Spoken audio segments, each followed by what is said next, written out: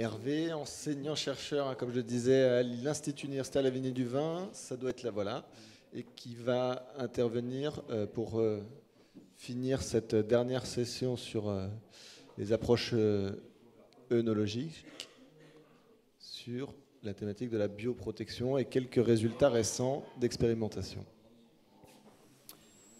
Bien, bonjour à tous. Donc, Maria vous a parlé des sulfites. On va en parler également un petit peu. Et puis, dans la matinée, les gens vous ont parlé également de biocontrôle. Ici, on parle de bioprotection, mais le principe est un peu le même, c'est-à-dire qu'on souhaite réduire les intrants chimiques, également en œnologie. Alors, parmi les intrants chimiques, le plus connu, c'est évidemment le SO2, et c'est celui-ci qu'on va souhaiter réduire au cours de la vinification pour répondre à une demande sociétale de réduction des intrants chimiques, que ce soit à la vigne ou dans le vin. Alors, c'est un travail qui a été fait par Scott Simonin, c'est un travail de test, un doctorant qui a été donc cofinancé par le groupe AEB et puis la région Bourgogne-Franche-Comté, ainsi que des fonds européens. Alors, vous savez que l'antioxydant majoritaire utilisé en œnologie, ce sont les sulfites, et que ces sulfites, en fonction du type de vin que vous faites, que vous soyez en conventionnel, en bio, ou si vous avez des labels type Déméter, Nature et Progrès, les doses de SO2 sont différentes. Mais on voit surtout qu'il y a eu une recrudescence de labels pour lesquels les doses de sulfites ont été réduites, parce qu'il y a une demande de réduction des sulfites par les consommateurs, entre autres. Alors, quand on veut réduire les sulfites ou quand on veut se passer de sulfites, il y a des alternatives, évidemment. Et parmi ces alternatives, on a des traitements thermiques qui sont possibles. On peut rajouter des tannins œnologiques pour les activités antioxydasiques. On peut également rajouter des additifs, d'autres additifs chimiques, comme l'acide ascorbique, par exemple. On peut ajouter des levures inactivées enrichies en glutathion. Voilà, donc, et puis pour l'aspect antimicrobien, vous avez des techniques spécifiques qui sont la microfiltration tangentielle, la flash pasteurisation, l'utilisation de chitosane, etc. Donc en fait, il y a plein d'alternatives à l'utilisation des sulfites.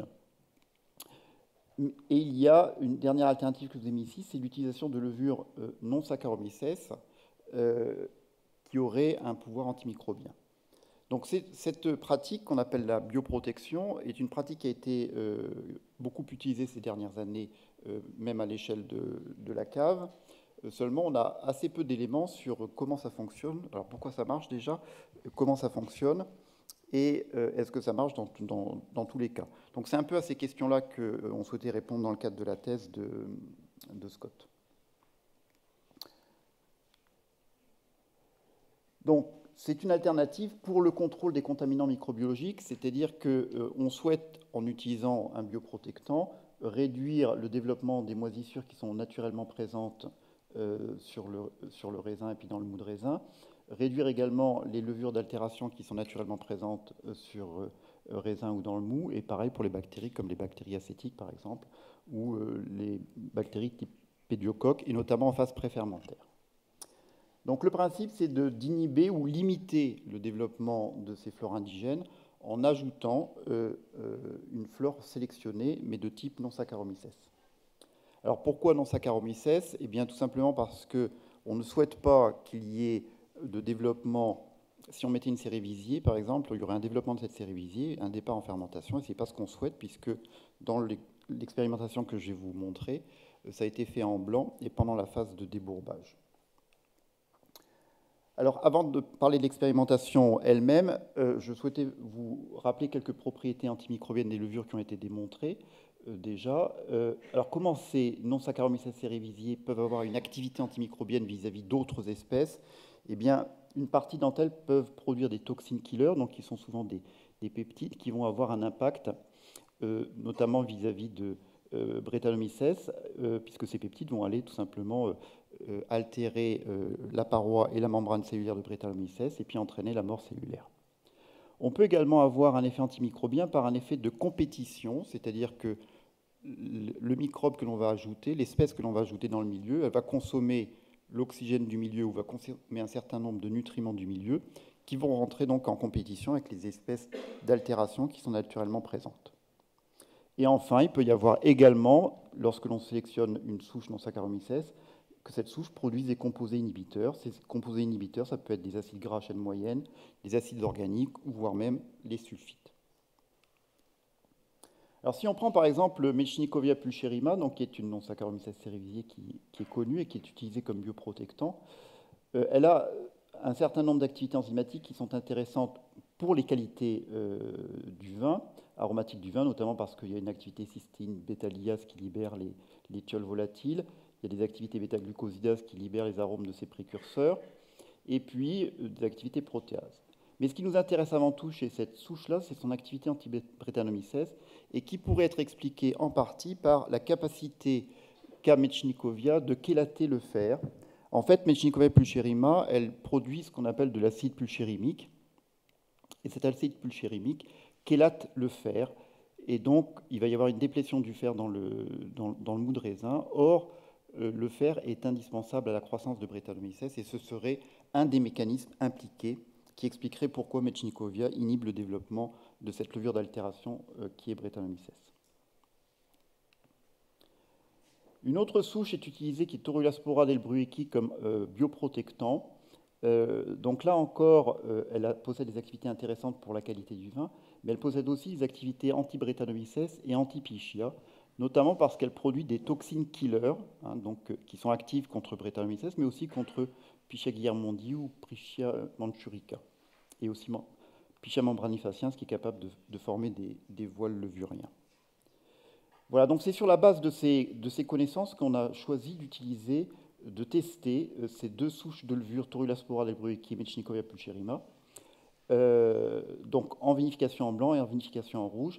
Les essais que je vais vous présenter aujourd'hui sont des essais qui ont été conduits en blanc essentiellement. Il faudra que je revienne pour les rouges. Donc, le principe, c'est d'ajouter le plus tôt possible des levures non Saccharomyces cerevisiae, donc soit sur baie vendangée, soit sur mou.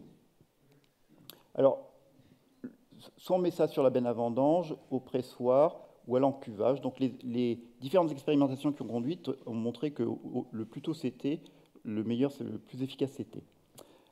Donc, l'objectif, c'est que cette flore colonise le milieu et empêche les autres flores d'altération de se développer. Et ce qu'on voulait voir également, c'est est-ce que l'ajout de cette flore permettait de consommer l'oxygène. Et si ça consomme l'oxygène, c'est aussi intéressant parce que ça veut dire que ça pourrait jouer un rôle antioxydasique, en plus du rôle antimicrobien au niveau des mous, puisque vous savez que la tyrosinase du raisin, qui est responsable, comme la lacase de botrytis, de l'oxydation des mous, est oxygène dépendante. Donc si vous mettez un micro-organisme qui consomme de l'oxygène, on peut peut-être s'attendre aussi à avoir une activité antioxydasique, c'est ce que nous avons tenté d'éclaircir. Donc,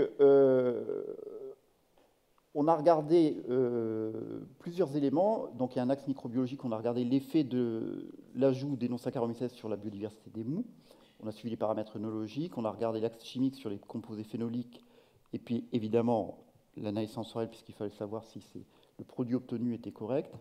Et puis, on a regardé s'il y avait des effets de compétition, si ça protégeait de l'oxydation d'un point de vue à la fois sensoriel et chimique. Donc, les résultats que je vous présente ont été réalisés en 2016 sur 2 domaines différents et sur cépages aligotés, donc avec Torulaspora delbrueckii. Donc, les 2 conditions testées, c'est un essai donc ajout de non-Saccharomyces et puis un témoin qui a été sulfité et avec des prélèvements donc réguliers pour les analyses. Donc, on a suivi des paramètres classiques, glucose, éthanol, acidité volatile, acidité totale. Et puis, pour les micro-organismes, on a regardé les levures totales, Brettanomyces, les non-sac, les bactéries acétiques et bactéries lactiques, pour voir un peu si l'ajout de non-Saccharomyces cerevisiae avait un impact sur le développement de ces autres micro-organismes présents naturellement dans le milieu. Et pour la biodiversité, on fait appel à une technique qui s'appelle la métagénomique, qui est une technique qui permet en fait, sur la base d'une extraction de l'ADN de l'échantillon du mou, d'avoir accès à l'ensemble des espèces qui sont présentes, et notamment d'avoir accès aux proportions de chacune des espèces présentes dans le mou à un moment donné T. Voilà, donc on a analysé également la turbidité, les composés phénoliques, la colorimétrie, et puis l'analyse sensorielle. Alors l'essai est simple, on a donc soit on met du SO2 qui était à 5 grammes hecto, soit on met Torulaspora delbrueckii, donc directement dans la mets sous le pressoir. Et puis on va laisser, pas Mechnicovia, par Torulaspora, on va la laisser le temps du débourbage, et puis après le débourbage, les mous vont être ensemencés. Et puis on va attendre après la fermentation malolactique. Et à la fin, donc les deux essais sont stabilisés. Donc là, on rajoute du SO2, mais on n'aura pas mis de SO2 dans cet essai-là, du départ jusqu'à la mise en bouteille. Donc en fait, ça permet de réduire, ce que je vous disais initialement, la quantité de sulfite utilisée. Alors quand on regarde ce qui se passe au niveau de la biodiversité, donc en fait, chaque couleur différente représente une espèce. Donc on voit que dans le mou initial, on a une dizaine d'espèces qui sont présentes dans le mou. Et puis, quand on met à l'encuvage ici Torulaspora delbrueckii par rapport au témoin, eh bien, il est normal de retrouver majoritairement Torulaspora delbrueckii puisqu'on l'a rajouté. Mais ce qui est intéressant de noter, c'est ce qui se passe au niveau une fois que le mou est débourbé. Eh bien, une fois que le mou est débourbé, on s'aperçoit que dans le témoin, on a un nombre d'espèces qui est beaucoup plus important que dans la modalité où il y avait Torulaspora delbrueckii, ce qui montre en fait que Torulaspora delbrueckii a empêché le développement de nouvelles espèces et puis a empêché également le développement des espèces qui étaient présentes, puisque quand vous regardez ce qui s'est comparé cette modalité dans le déburrage, vous voyez qu'il n'y a pas une augmentation de la proportion des espèces autres que Torulaspora delbrueckii. Donc il n'y a pas eu de développement des autres espèces et puis il n'y a pas eu de développement de nouvelles espèces en proportion. Et maintenant, ce qu'on va voir, c'est est-ce que c'est le cas en quantitatif. On a regardé également l'oxygène dissous. Et ce que l'on voit ici, c'est que très rapidement, dans la modalité avec Torulaspora delbrueckii, eh bien, il n'y a plus d'oxygène dans le milieu. Donc, deux cas de figure. Soit ça veut dire que la souche que l'on a rajoutée a consommé l'oxygène du milieu, c'est ce que l'on souhaitait, soit c'est parce que l'oxygène a été consommé par la tyrosinase du milieu, donc on a eu une oxydation du mou. Et en fait, quand on regarde, il est assez facile d'interpréter la disparition de l'oxygène quand on voit la couleur du mou qui est ici, puisqu'il est marron. Mais, donc là, c'est les mous des essais avec Torulaspora en bleu, en carré, et puis le témoin. Donc on voit bien qu'on a notre modalité avec Torulaspora qui est beaucoup plus oxydée que notre témoin. Par contre, et comme l'avait montré aussi Maria tout à l'heure, quand à la fin, au final, en vin, on a deux vins qui ont des couleurs très similaires. Donc ce que ça montre quand même, c'est que la souche que l'on a utilisée, Torulaspora, ne joue pas de rôle antioxydasique, puisqu'on a une oxydation du milieu dans le cas de cet essai. Alors après, on a regardé le développement des micro-organismes. Donc ça, c'est le mou de départ, en conditions témoins. Et on a regardé donc le développement des levures totales, des non-Saccharomyces, de Brettanomyces, de bactéries acétiques et bactéries lactiques. Donc ça, c'est sur la modalité sulfitée, puis on compare avec la modalité avec Torulaspora. Et ce que l'on voit, c'est que donc, on a évidemment un effet du sulfite qui empêche le développement de toutes ces levures qui restent à un niveau bas. Et on voit que dans le mou avec Torulaspora delbrueckii, quand on a un développement un peu plus important de levure totale, mais ce qui est normal puisqu'on vient d'en rajouter, donc c'est pour ça que c'est un peu plus élevé. Mais quand on regarde Brettanomyces, les bactéries acétiques, les bactéries lactiques, eh bien on s'aperçoit qu'on a un développement légèrement plus élevé que sur la modalité sulfitée, mais qui n'est pas très important. C'est-à-dire qu'en fait, on limite d'une certaine manière le développement de ces flores avec Torulaspora delbrueckii en présence de cette non-Saccharomyces. Et quand on regarde ce qui se passe à mi-FA et puis en fin FA, eh bien, on s'aperçoit que dans la modalité où il n'y a pas de SO2, on n'a pas plus de développement des Brettanomyces, des bactéries acétiques et des bactéries lactiques que dans la modalité témoin. Donc, ce qui montre bien que l'impact de Torulaspora delbrueckii pendant la phase de débourbage, qui a limité le développement de ces micro-organismes. Après, en fermentation alcoolique, ces micro-organismes ne sont pas non plus capables de se développer. Donc le rôle antimicrobien ou qui limite le développement de la flore indigène par Torulaspora delbrueckii a été démontré ici. Alors on a regardé après également, pour confirmer les histoires d'oxydation, on a regardé les composés phénoliques, donc les acides phénols, acides cinnamiques, etc. Et on voit qu'il y a moins d'acide cinnamique dans la condition essai, notamment diminution de l'acide captarique dans la condition essai, ce qui montre bien qu'il y a eu une dégradation de ces composés phénoliques dans la modalité avec Torulaspora delbrueckii, qui confirme l'absence ici de protection antioxydasique. Alors, ce qui est intéressant, évidemment, c'est de regarder d'un point de vue sensoriel ce qui se passe. Donc, vous voyez qu'il n'y a pas grand-chose qui diffère les deux essais. Il y a juste le descripteur beurre qui est significativement différent du témoin. Maintenant, c'est à prendre avec. C'est effectivement significativement différent, mais la note est très faible. Donc, ça ne veut pas dire que ça sent le beurre, c'est que ça a une noté moins important. Et sinon, vous voyez que sur le reste des descripteurs, il n'y a pas de différence entre les essais.